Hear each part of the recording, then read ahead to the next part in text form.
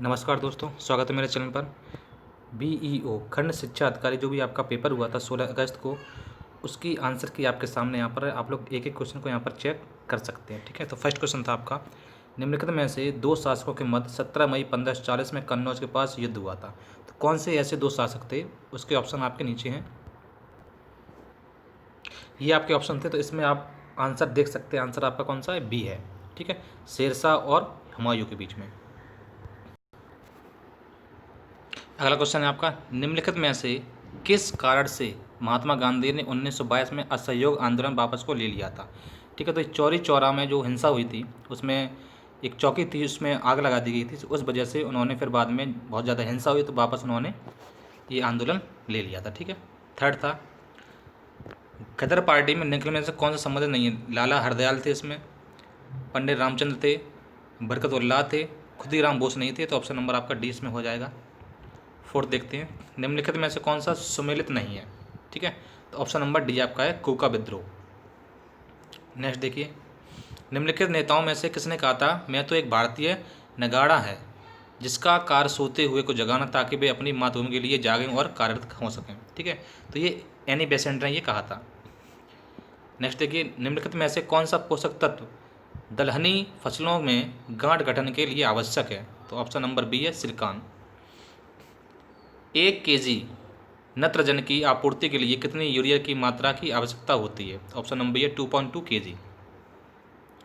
आठवें का देखेंगे तो आठवें का आंसर आपका ए है। नाइन्थ देखिए, फॉर्चून इंडिया के 500 कंपनियों निगमों की सूची के अनुसार 2019 में सबसे बड़ी कंपनी कौन थी?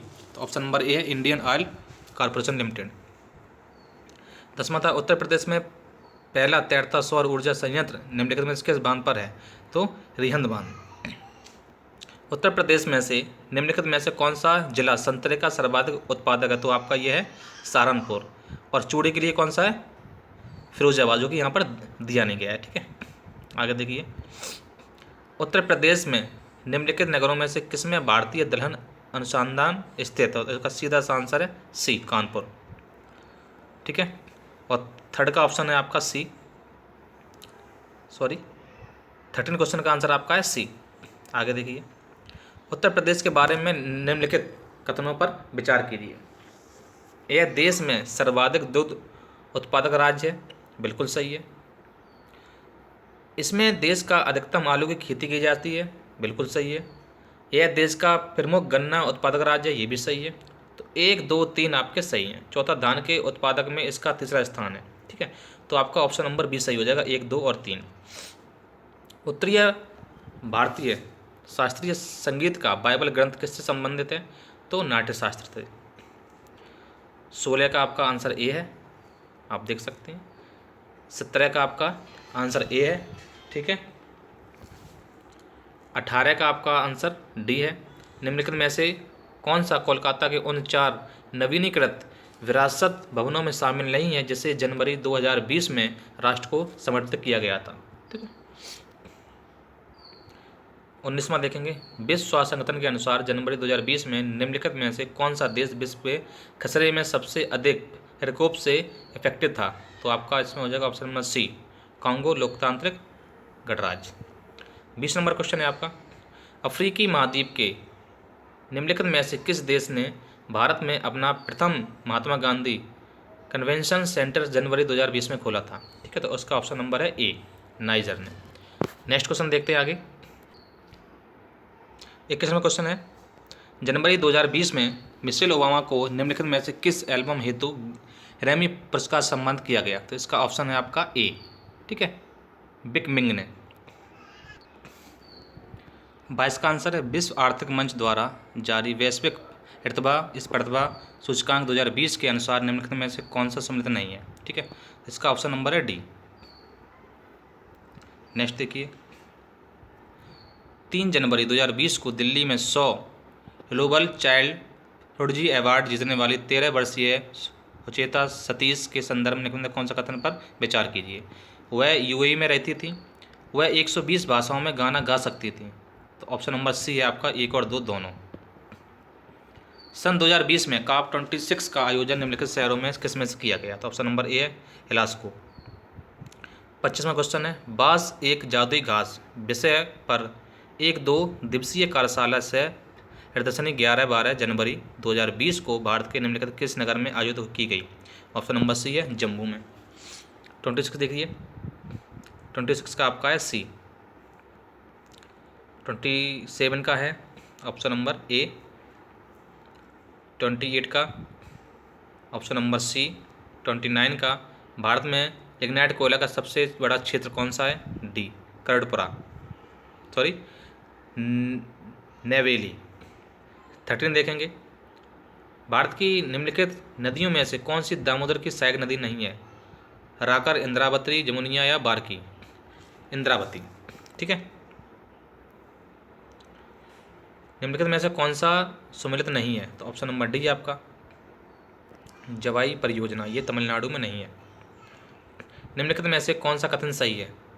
तो ऑप्शन नंबर डी देखिए, भारत में उड़ीसा में मैग्नीज का सबसे बड़ा भंडार है। 33 देखिए, भारत का लौह अयस्क भंडार निम्नलिखित में से किस शैल समूह से है? तो ए है धारवाड़। सैलवा वनों की विशेषता क्या है? ये चौड़ी पत्ती सदाबहार, ठीक है।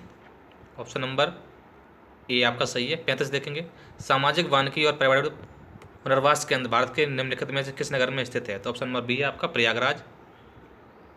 भारत में पर्यावरण सुरक्षा अधिनियम निम्नलिखित में से किस वर्ष में पारित हुआ? ऑप्शन नंबर बी है आपका 1986 में। 2011 की जनगणना के अनुसार निम्नलिखित में कौन सा जनसंख्या घनत्व की दृष्टि से घटते क्रम में? तो सबसे ज़्यादा आपको पता होना चाहिए बिहार, ठीक है, उसके बाद पश्चिम बंगाल, केरल, फिर उत्तर प्रदेश। यहाँ पर जनसंख्या घनत्व की बात कर रहे हैं, ठीक है, तो इसलिए आप डाउट में ना रहिएगा कि उत्तर प्रदेश क्यों नहीं आया। डी ऑप्शन सही है आपका। अगला देखेंगे, 38 का आपका है सी। 39 आपका, माइकोराइजा एक सहजीवी संबंध है किससे? कवक और पौधों के मध्य। 40 क्वेश्चन देखेंगे, विटामिनों के बारे में कौन सा कथन सही नहीं है? तो डी विटामिन के जल में घुलनशील विटामिन है, ठीक है, तो ये इसका गलत है। आगे देखेंगे, 41 क्वेश्चन नंबर है, फ़ारेनहाइट पैमाने पर तापमान 200 डिग्री फ़ारेनहाइट है तो इसका मान सेल्सियस पैमाने में क्या होगा? इसका आपका ऑप्शन देखिए, ऑप्शन नंबर ए है 93.3 डिग्री सेल्सियस। 42 नंबर का आंसर है आपका डी। 43 का राइट आंसर है आपका ए, आप देख सकते हैं यहाँ पर। 44 का सी। 45 का ऑप्शन नंबर बी। 46 का, ये क्वेश्चन जो मैथ्स और रीजनिंग के मैं पहले से वीडियो बना चुका हूँ, उसका लिंक भी मैं आपको नीचे डिस्क्रिप्शन में दे दूंगा, वहाँ से जाके आप लोग देख सकते हैं। 46 का आपका सी है। 47 का आंसर होगा बहू। 48 का आपका होगा डी नवंबर। 49 का देखेंगे तो ऑप्शन नंबर सी। फिर से आपकी एक आ गई नंबर सीरीज। 50 का ऑप्शन नंबर आपका बी है 13। 51 का आपका रहेगा सी। 52 का, विश्व रैपिड्स चेस कंपटीशन जीतने वाली पहली भारतीय महिला कौन सी थी? तो ए कोनेरू हम्पी। 53 देखेंगे, नीति आयोग द्वारा हाल ही में जारी की गई सतत विकास लक्ष्य इंडिया सूचकांक 2019 के अनुसार कौन सा राज्य पहले स्थान पर रहा है? तो ऑप्शन नंबर डी है केरल। निम्नलिखित किस देश ने जनवरी 2020 में भारतीय ओर ने ऑपरेशन वनीला प्रारंभ किया? तो ऑप्शन नंबर सी है मेडागास्कर। निम्नलिखित देशों में किस देश ने दिसंबर 2019 में G20 देशों की अध्यक्षता जापान से प्राप्त की? तो ऑप्शन नंबर सी है सऊदी अरब। 56 का देखेंगे, ऑप्शन नंबर डी। 57 का ऑप्शन नंबर डी। 58 का आपका ऑप्शन नंबर बी। 59 का ऑप्शन नंबर बी। और 60 का ऑप्शन नंबर सी, ठीक है। 61 क्वेश्चन नंबर है, भारत के किस राज्य में कौन सा जनसंख्या की दृष्टि से दूसरा और क्षेत्रफल की दृष्टि से तीसरा स्थान पर है? ऑप्शन नंबर डी आपका महाराष्ट्र। 62 का आंसर है आपका डी। 2011 की जनगणना के अनुसार भारत में निम्नलिखित राज्यों में से किस प्रति 100 बालिकाओं में से 0 और 6 से वर्ष की संख्या पर बालकों की संख्या सर्वाधिक थी? ऑप्शन नंबर डी आपका पश्चिम बंगाल, ठीक है। नेक्स्ट क्वेश्चन देखते हैं, शरीर की सतह से स्वदेह मतलब पसीना बहना द्वारा जल की हानि निर्भर करती है किस पर? सी, ए और बी दोनों पर, केवल वातावरण के ताप पर या केवल वातावरण की नमी पर। 64 का है आपका ऑप्शन नंबर डी। 65 देखिए, हीमोग्लोबिन के संबंध में निम्नलिखित कौन सा कथन सही नहीं है? तो सी है आपका, यह कुछ अम्लीय होता है। ठीक है, ये आपका गलत है। 67 का ऑप्शन नंबर है आपका डी। 68 का देखेंगे, 68 का आंसर है आपका डी। ठीक है, आप मैच कर लीजिए। 69 का है ऑप्शन नंबर सी, और 70 का है आपका ऑप्शन नंबर सी, भाग 12 है। 71 का है ऑप्शन नंबर सी। 73, 72 का ऑप्शन नंबर सी। ये सभी क्वेश्चन मैंने पहले वीडियो में डाल चुका हूँ, उसका लिंक मैं आपको नीचे दे दूँगा। और 73 का है बी, बृहस्पतिवार इसका आंसर होगा। 74 का ऑप्शन नंबर बी 27, 75 का ऑप्शन नंबर डी 35। ये सभी क्वेश्चन मैंने यहाँ पर सॉल्व किए हैं। 76 का ऑप्शन नंबर 2, 77 का ऑप्शन नंबर सी 50 आ जाएगा, और 78 का ऑप्शन नंबर आपका हो जाएगा बी। ठीक है, 84। 79 का है बी। देश के बड़े राज्यों के समूह में भारत किस राज्य ने वर्ष 2019 में सुशासन सूचकांक के शीर्ष स्थान प्राप्त किया था? ऑप्शन नंबर बी आपका तमिलनाडु। 80 क्वेश्चन आपका आंसर है बी। ये सभी आय समूह पर समान दरों पर लगाए जाते हैं। कौन सा? इनडायरेक्ट टैक्स को हृदयगामी कर व्यवस्था क्यों कहलाया जाता है? क्योंकि ये सभी जो आपको ये सभी आय समूह पर समान दरों पर लगाए जाते हैं, इसलिए आपका ऑप्शन नंबर बी होगा।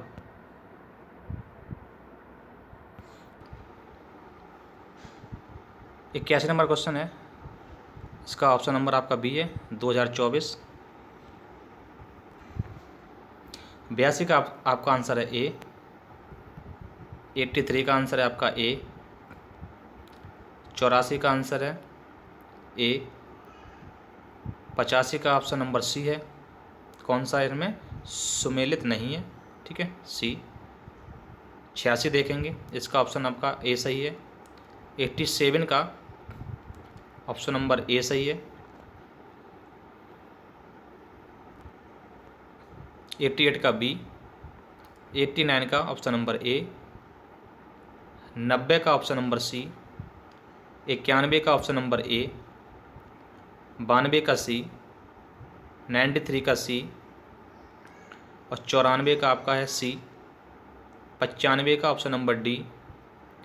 96 का देखेंगे, उत्तर प्रदेश के निम्नलिखित क्षेत्रों में से किसमें अन्ना प्रथा उस क्षेत्र के कृषि एवं वानिकी के विकास के लिए अभिशाप है? ऑप्शन नंबर बी आपका उत्तर प्रदेश का बुंदेलखंड क्षेत्र। निम्नलिखित में से कौन सा सुमेलित नहीं है आपका? तो आप देख सकते हैं, कन्नौज में इत्र, ये सही है। बुलंदशहर चीनी मिट्टी, ये सही है। चित्रकूट लकड़ी के खिलौने, ये आपका गलत है। ठीक है, 98 देखेंगे, 98 का आपका सी सही है। 99 का ऑप्शन नंबर आपका सी सही है, और 100 का ऑप्शन नंबर आपका ए सही है। ठीक है, नेक्स्ट क्वेश्चन देखते हैं आगे।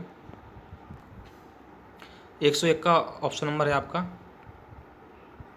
देखिए 101 का थोड़ा डाउट था तो यहाँ पर ये नहीं शो हुआ है। 102 का ऑप्शन नंबर सी है आपका।